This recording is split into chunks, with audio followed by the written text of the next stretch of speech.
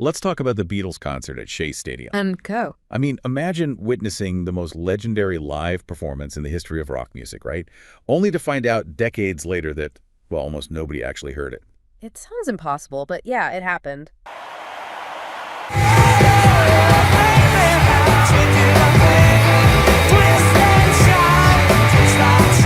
Picture this.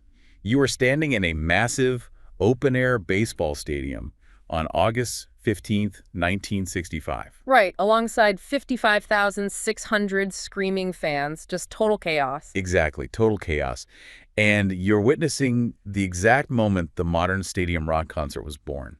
But, well, what you're hearing on the official broadcasts. It's a total lie. Yeah, a complete fabrication, honestly. For decades, the greatest live performance in rock history was basically buried under this massive cover-up. So today, we are looking at how that historical forgery actually happened. And, the incredible futuristic audio detective work it took to resurrect the truth of what went down that night in Queens. We have to talk about the sheer scale of that night first, because it completely changed live music history.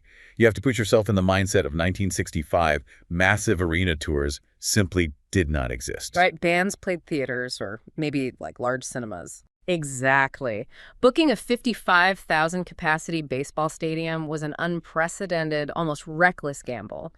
But when John Lennon, Paul McCartney, George Harrison, and Ringo Starr hit that stage, well, the gamble paid off to the tune of a record-breaking $304,000. Wow.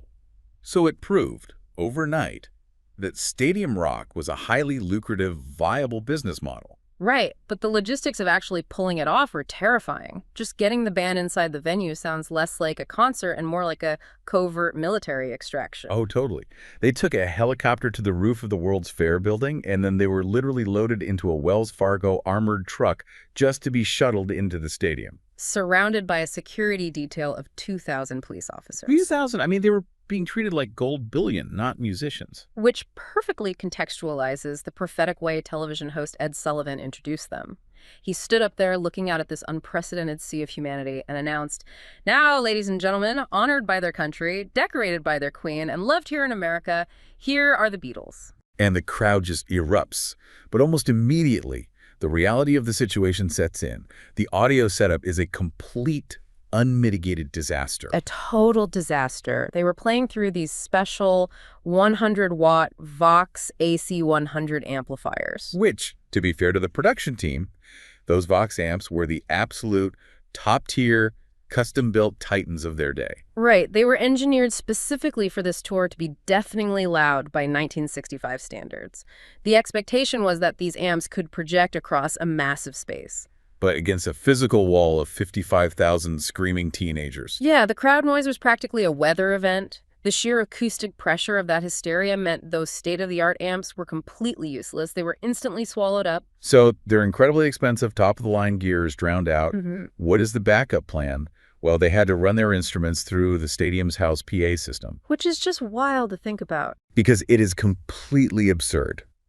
That PA system was built for a baseball announcer to say, now batting. It was engineered to project the mid-range frequencies of a single human speaking voice. Right. Not the complex frequencies of Paul McCartney playing a driving bass line or a crashing cymbal.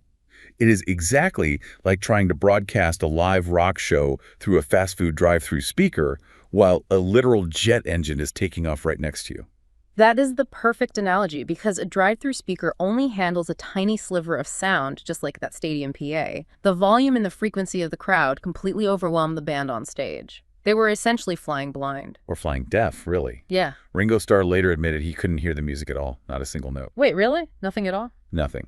He had to rely entirely on visual cues just to keep time. He was watching the physical movements of Paul McCartney, John Lennon, and George Harrison from behind.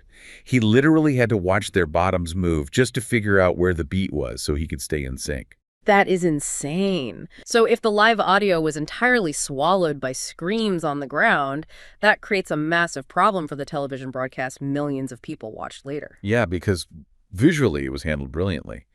Cinematographer Andrew Laszlo had a crew with a dozen 35mm cameras capturing it from every angle. And they eventually turned that footage into a 50-minute TV special that aired on the BBC in 1966 and ABC in America in 1967. But the audio on those original on-site recordings was just white noise. So instead of releasing a tape of pure screaming, the production team made a drastic choice. Right. In early January of 1966, the band went secretly into a London studio to overdub and re-record parts of their performance to make it palatable for television. Okay, I have to jump in here because calling it an overdub feels way too generous. I understand sweetening a live track for TV, like fixing a missed vocal cue. Sure, that's standard. But they completely swapped the audio for the song Twist and Shout with a live recording from an entirely different show, a 1964 Hollywood Bowl concert. Oh, wow. They just lifted it entirely. Yeah, and for the song Act Naturally, they didn't even use a live track. They just took the pristine studio recording and sped it up to match the video footage. Wow. Plus, they entirely cut the songs She's a Woman and Everybody's Trying to Be My Baby just to fit the broadcast runtime. To that crosses the line from editing into historical forgery. It absolutely alters the historical record. You are watching a visual from Queens in 1965, but hearing audio from Hollywood in 1964. But, look at their motivation. They were trying to preserve the feeling of the performance because the actual audio was unsalvageable. And it would have stayed that way forever if director Ron Howard hadn't decided to make his documentary about their touring years, The Beatles, 8 days a week. Right, which sparked a massive corporate-level archival search by Apple Corps. And to clarify, the tapes weren't romantically lost in the dust of some forgotten attic. Archivist Ron Furmanek had actually located those reels in a basement back in the early 90s. So they had them all along? Yeah, the issue wasn't finding them. The issue was that the technology simply hadn't caught up to the absolute mess on those tapes. They were still just walls of screaming. Right, the raw truth was perfectly preserved in vaults, but completely unusable. Until producer Giles Martin and engineer Sam Okell at Abbey Road Studios took on the project. Exactly. They made a crucial decision to present the real, unfiltered concert, not the 1966 studio sweetened version. To do that, they used cutting-edge, unmixed audio separation software. Which is fascinating, because it was the direct precursor to the AI software later used for the Get Back documentary. Yeah. But there is a massive, bittersweet twist to this entire incredible rescue mission. There usually is when you are dealing with music history of this magnitude. Right. So this miraculous 30-minute restoration actually debuted in theaters in 2016. It played right after the Ron Howard documentary. It was a complete game changer if you were lucky enough to be sitting in the cinema that week. But almost immediately, complex legal disputes erupted over who actually owned the footage and the restored audio. Yeah, it became a massive battle over intellectual property. Apple Corps eventually secured the rights in 2017, but the damage to its public availability was already done. The momentum just stalled. Exactly. So today, that complete, pristine 30-minute show remains locked away.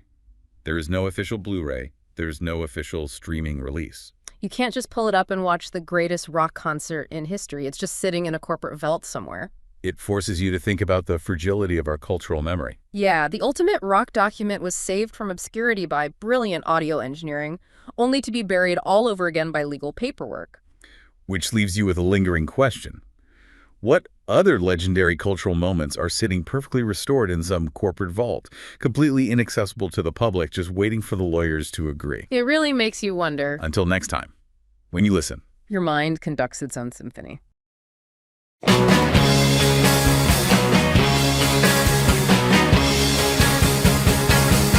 Hey, do you like free stuff? Yeah, of course, especially when it's Beatles stuff. Well, you're in luck, because our new book, Beatles Rewind, is free today on Amazon and YouTube. Huh. That massive book we just wrote called Beatles Rewind, Essential Stories of John, Paul, George, and Ringo, and the music that never gets old. That's the one.